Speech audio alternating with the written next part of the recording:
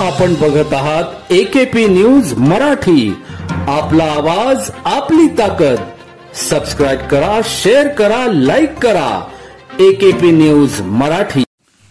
नाशिक जिल्ह्यातील येवले शहरापासून 5-6 किलोमीटर अंतरावर असलेले एरंडगाव नेवरगाव रस्त्यावर दरोडेखोर दबा धरून बसलेले होते. वस्तीवर दरोडा टाकण्याच्या तयारीत असताना रात्री उशिरा या रस्त्याने लग्न समारंभ आवरून घरी परतणारा युवक ज्ञानेश्वर शिवराम मुटेकर याला अडविले व त्याला लोखंडी रॉडने मारहाण केली. दरोडेखोरांनी ज्ञानेश्वराच्या डोक्यात टामीने मारहाण केल्याने त्याच्या डोक्याला व कानाला मोठी दुखापत झाली. दरम्यान ज्ञानेश्वरने वाचवा वाचवा असे आरोळे मारल्याने परिसरात एका नागरिकांनी धाडस करत त्याच्या दिशेने धावले. दरम्यान एक दरोडेखोराला पकडण्यात यश आले. त्याला मोटरसायकलला बांधले व येवला पोलिसांना फोन केला.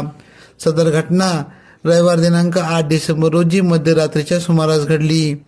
पोलीस घटनास्थळी पोहोचल्यानंतर संशयित दरोडेखोराला ग्रामीण पोलिसांच्या ताब्यात देण्यात आले. याबाबत ग्रामीण पोलिसांनी या घटनेचा गुन्हा दाखल केला असून आधीच तपास करीत आहे. येवले शहर व तालुक्यात गेल्या काही दिवसांपासून दिवसाढवळ्या चोरांचे सत्र सुरूच असून परिणामी नागरिकांमध्ये भीतीचे वातावरण आहे. शेतमळ्यात वास्तव्यात असलेले शेतकरी कुटुंबियांमध्ये दहशत आहे. पोलिसांनी या प्रकरणाला आळा घालण्यासाठी रात्रीची गस्त वाढवण्याची मागणी आता नागरिकांकडून जोर धरत आहे. लग्न यायला मला उशीर झाला आणि मग ते मामा सासऱ्याचा मुलगा म्हणे थोड्या वेळ थांबा वरतीला दाजी.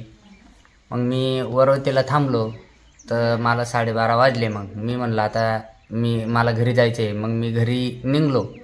तर निघल्यानंतर गावाच्या पुढं आलो. कमानीतून टर्न मारला तर ते 50-100 फूट अंतरावर बसलेले होते.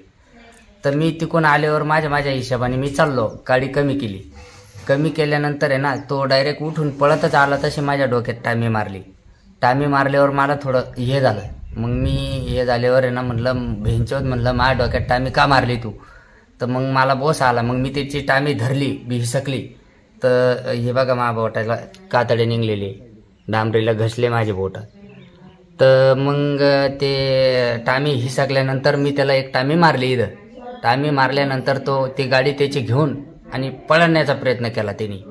तर पळाला तो तर डायरेक्ट एरंडगावकडे पळाला आणि 2 जण एका गाडीवर इकडं पळले. पुरणगावचे अंग पळले, जळगावचे अंग.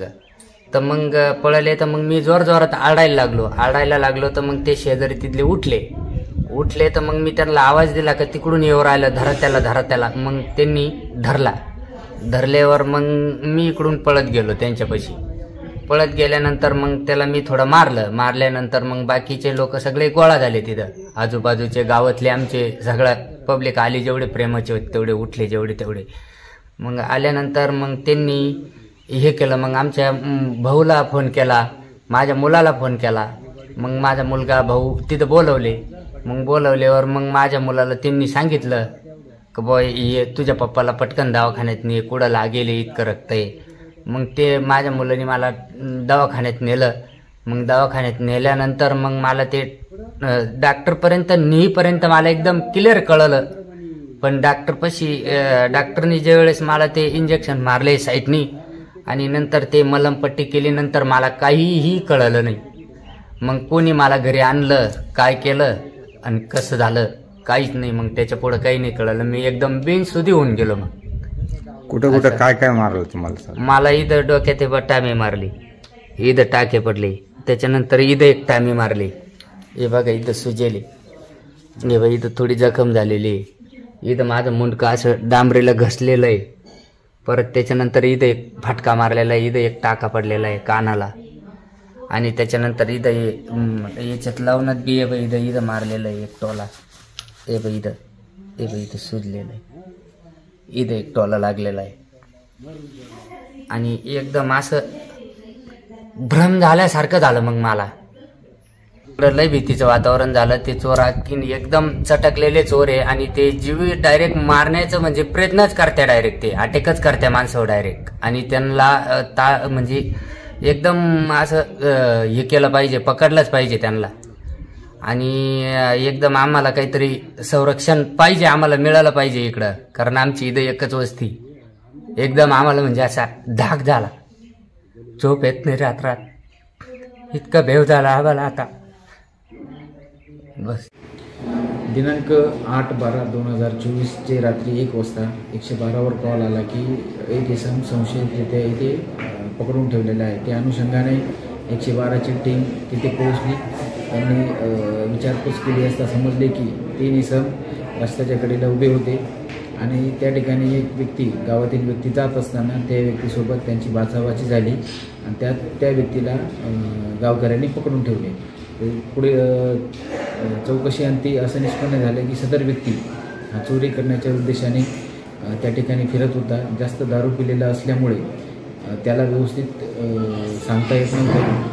त्याला पुढील तपासात आम्ही ताब्यात घेऊन त्याच्यावर गुन्हा दाखल करण्यात आला आहे. पुढील तपास येवला तालुका पोलीस स्टेशन करत आहे. त्याच्यासोबत देखील आणखी काही चोरटे होते अशी माहिती मिळालेली. त्याच्यासोबत इतर 2 इसम असल्याची माहिती मिळाली होती. त्या अनुषंगाने तपास सुरू आहे आणि त्यांना लवकरच आपण ताब्यात घेऊ. सर, आपण या संदर्भात जनतेला काय आव्हान करणार? या संदर्भात मी जनतेला असेच आवाहन करेल की कोणतीही घटना असेल, कोणत्या ठिकाणी संशयित काही हालचाली दिसत असतील तर ताबडतोब आपण येवला तालुका पोलीस स्टेशनशी संपर्क साधावा किंवा 112ला कॉल करावा. तसेच रात्री दिवसेंदिवस घरफोडी चोरीचे प्रमाण होत असते, तर आपले मौल्यवान वस्तू, दागिने, सोने इत्यादी व्यवस्थित ठिकाणी ठेवावे किंवा बँकेच्या लॉकरमध्ये ठेवावे, जेणेकरून आपला कोणताही माल, मौल्यवान वस्तू चोरीला जाणार नाही. आणि रात्री सतर्क राहून आपल्या घरी सतर्क राहणे गरजेचं आहे. AKP न्यूजसाठी ब्युरो चिफ अनवर खान पठाण, नाशिक.